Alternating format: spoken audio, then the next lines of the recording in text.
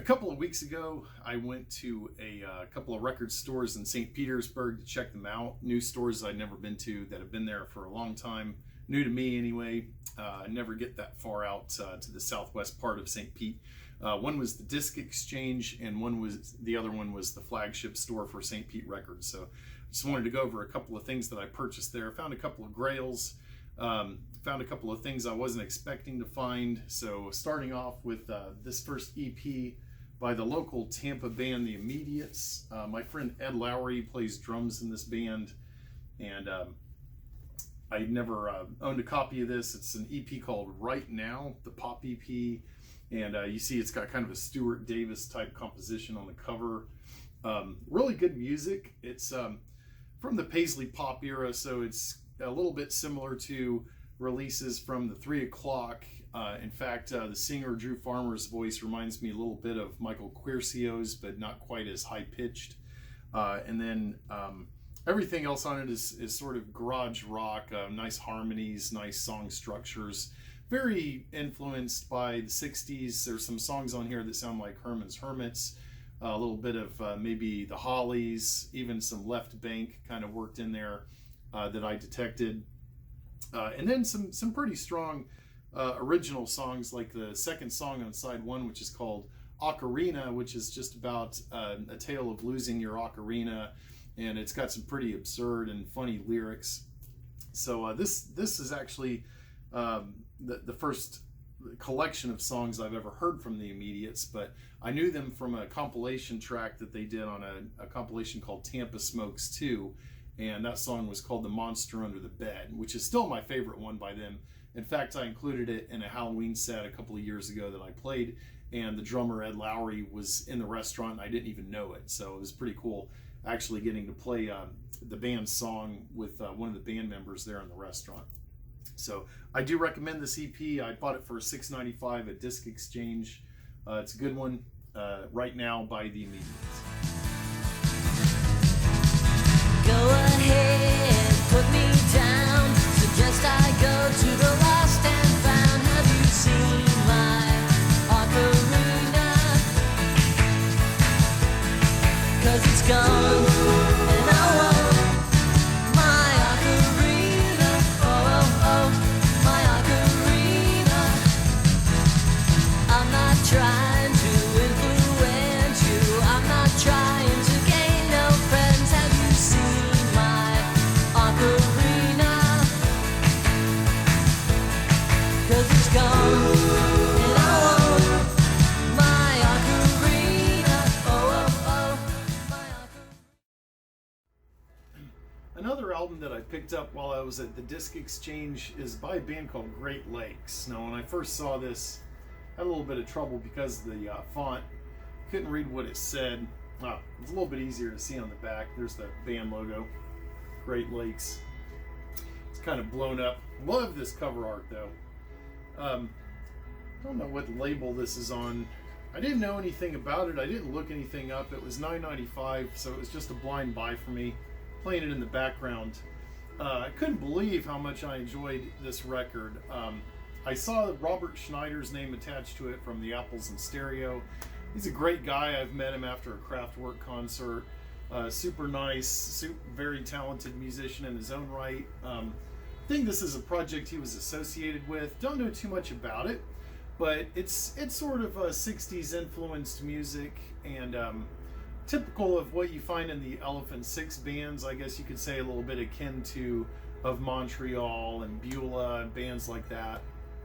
But yet also there's some slow building ambient, kind of like the song that I'm playing right now, which is the first track on the second side of the album.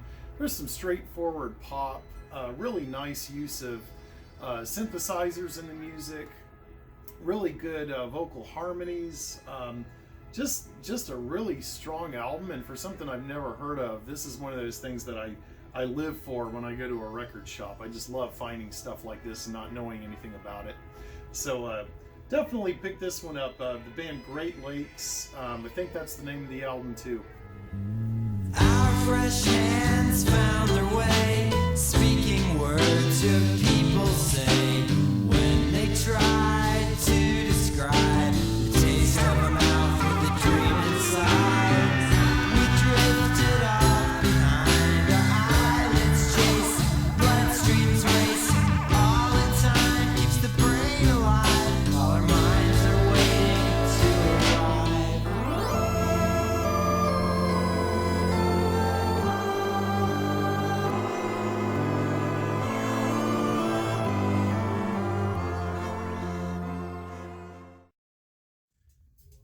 moving on from the Disc Exchange to St. Pete Record Store. I'd been to the St. Pete Record Store location next to Ferg's in downtown St. Pete, but I'd never been to the one in southwest St. Petersburg.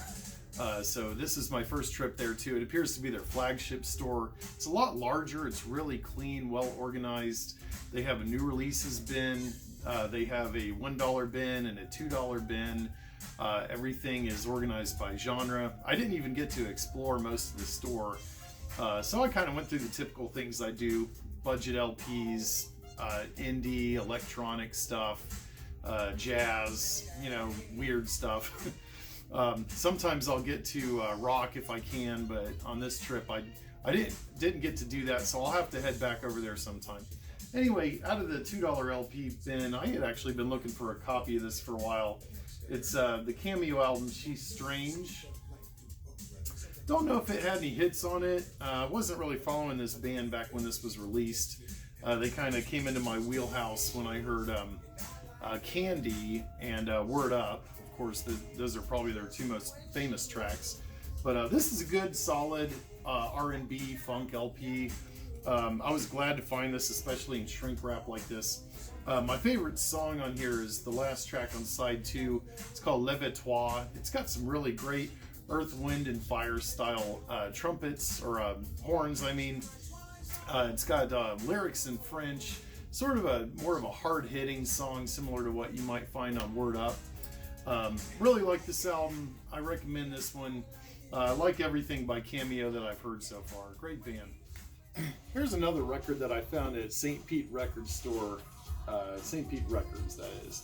This is a 12-inch single by Sandra, and it's called Life May Be a Big Insanity. It's got the radio edit, the club mix, the dance mix, and the dub mix. It's from 1990. It's a Euro synth pop single. I like it. It's a little bit reminiscent of Janet Jackson, and other than that, it's got a little bit of an Italo sound to it. It sounds similar to other stuff that was prominent in the 1990s. Picked this up for $2 in the $2 bin, so this is one I could probably use in a dance set at some point. Looking for more stuff by Sandra. Her albums aren't that easy to find over here, so.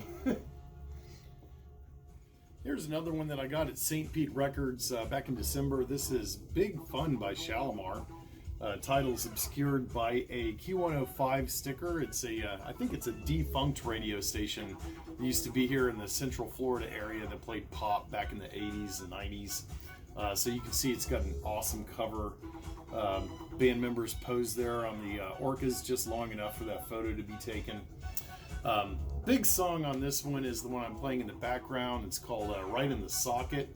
It's a classic disco tune. It's got some excellent synth work on it. And the second time around was the other big hit off of this record. It's a little bit more mellow. Good song too. And then the rest of it's just very enjoyable, kind of funky R&B. So for $2, this was a good pickup at St. Pete Records. Love hitting their bargain bin to see what they have from time to time.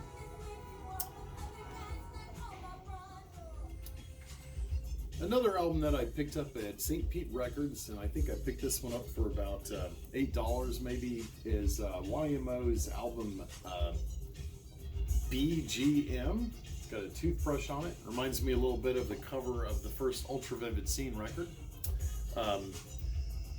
I'm most familiar with the first YMO album, which has a lot of quirky electronics and computer game sounds, and some beautiful melodies. This one is getting more into kind of an icy techno-pop vein, although the song I'm playing now in the background, which is Ryuichi Sakamoto's Thousand Knives, does still harken back to the sound of that first album. It's got some really squiggly synths on it. I like that sound a little bit better, but I'm kind of warming up to this one as I listen to it. I've played it through twice. It's really good.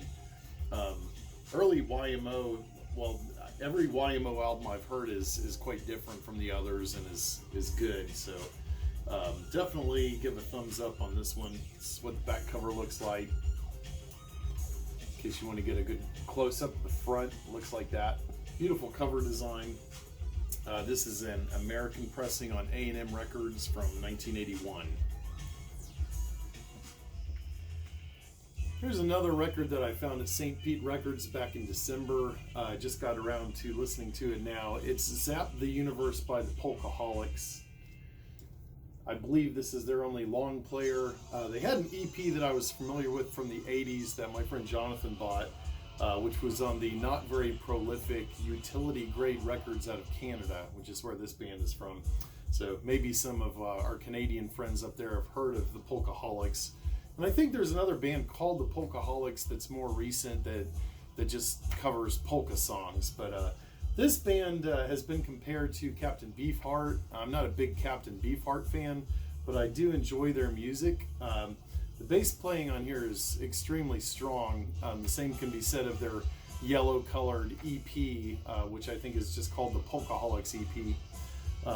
There's some pretty good trombone work on here too. I'm playing it in the background. It's about what you'd expect, very quirky, sort of hard to understand the lyrics, even though a lyric sheet is provided. This was one of the Grails I had been looking for a while, and I'm glad to have picked it up, even though I paid $29 for it, which was pretty high. I got some trade-in credit, so essentially it was very cheap for me. But I wouldn't recommend anybody to just run out and buy this record unless you like Captain Beefheart a lot. There are some really funny song titles on here, though. There's Oh, What a Beautiful, Lovely Piece of Shite. Not pronounced quite that way, though. Beautiful Terrorist Girls, Raking Ants, Poop on a Coupon, Pop Squids, Surfing Through the Swamp, which is actually a pretty normal song in some ways. And then the longest song title on here, Joan of Arc Hand Puppet ...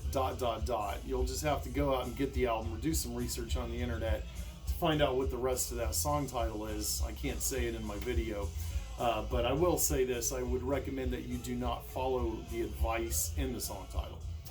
So rather long-winded review of this rather long-winded record. It's worth a listen. I'm definitely keeping it in the main collection. Probably won't play it that often though. Polkaholics, Zap the Universe. One of the last records that I found at St. Pete Records in December was a Tjader Quintet album. This one is called Live and Direct. I've never seen this one before.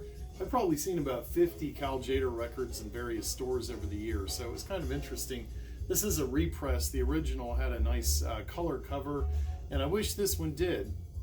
But I guess they went on the cheap, and you get what you get. So it's got a nice cover image, but it would have been nice to have a blue or red vinyl version of this with a color cover like it was originally pressed in the 60s. So I'm not sure exactly when this one came out. It looks like some of the 80s Pablo reissues, but it's actually on Fantasy. I think it might still be a 70s or 80s issue. It's got a great essay on the back by Ralph Gleason, a guy who shares a name with Jackie Gleason and Ralph Cramden, or part of a name. And it's a pretty good explanation of what you're hearing. So this would have been a recording of Tjader and his quintet at the Blackhawk Club in the 60s, where they were regulars. And it's actually very well written. And in one of the paragraphs here, he says, "For my own taste, I would rather hear a jazz group under circumstances like this than any other way. The clinking of the glasses, the ring of the cash register, the occasional feminine laugh in the distance makes the listening pleasure just a bit sharper for certain kinds of jazz." I thought that was an interesting observation. There aren't too many places where you can go nowadays and actually listen to jazz where I live. Maybe where you live they are. So if you do have a jazz club, take advantage of it. That's all I have to say about this one. It's a keeper. It's a little bit, I guess, a fair to middle in Tjader record. Not absolutely one of my top 10. But any Tjader record is worth owning, and it was interesting to hear him in a live setting. I thought I was done with this video, and I realized that I did not show the Grail that I picked up at St. Pete Records back in December when I went there. So currently it's March. I'm a little bit behind on some of my videos. Well, here was probably the coolest record that I found on that trip. Tom and Jerry's Rockets. I think it's their second album, On the Road Again. It's gatefold. Super nice condition. I paid about $20 for it. Go on YouTube and check out the video for this band. French disco band from the late 70s, kind of in the same league as Romanelli and Space.